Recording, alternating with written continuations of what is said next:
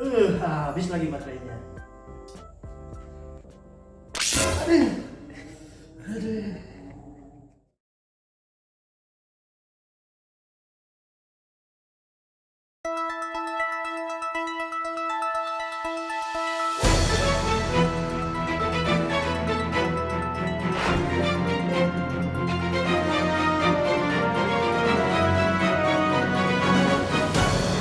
Berita tadi mengawali jumpa kita dalam acara Level Etika.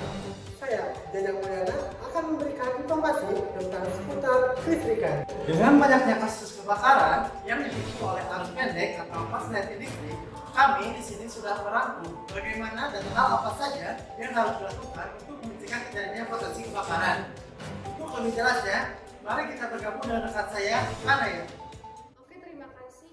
Terkait banyaknya kasus kebakaran sampai tersengat arus listrik yang disebabkan kebocoran arus, korsleting listrik, dan arus pendek, mulai dari kasus kebakaran yang melanda rumah susun Pertambunan Jakarta Pusat yang diduga karena korsleting listrik.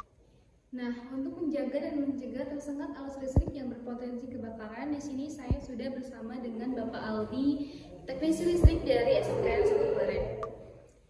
Baik Pak, seperti yang sudah dijelaskan tadi, bagaimana cara untuk mencegah korsleting listrik agar rumah kita tetap aman dari kebocoran arus listrik yang berpotensi kebakaran? Baik, terima kasih. Dengan banyaknya kasus korsleting listrik yang mengakibatkan kebakaran menjadi pelajaran bagi kita semua agar menggunakan listrik dengan bijaksana. Korsleting listrik paling sering disebabkan oleh kelalaian manusia. Kelalaian tersebut seperti menyambungkan kabel tidak sesuai dengan ketentuan sehingga menyebabkan penumpukan beban yang lebih. Apapun yang bisa kita lakukan untuk mencegah terjadinya korsleting listrik di rumah. 1. Jangan menumpuk steker atau colokan listrik secara berlebihan. Hal tersebut berpotensi menimbulkan panas yang berlebihan dan berakibat kebakaran. 2. Menggunakan peralatan listrik dan kabel minimal sudah SNI atau LMK. Pastikan tidak terlena dengan harga murah namun kualitas rendah. 3. Instalasi listrik rumah atau bangunan harus sesuai dengan kuil, persyaratan umum instalasi listrik. Nah, di sini ada beberapa jenis alat pengaman listrik, yaitu MCB, ELCB, dan RCBO. Memang apa bedanya sih antara MCB, ELCB, dan RCBO itu sendiri? MCB adalah pemutus rangkaian listrik yang khusus memutuskan arus listrik pada tegangan kerja atau arus hubungan singkat. ELCB adalah jenis pemutus daya yang digunakan untuk memutuskan rangkaian listrik bila terjadi kebocoran arus listrik menuju tanah. Nah, ini ada inovasi baru dari Schneider, yaitu RCBO.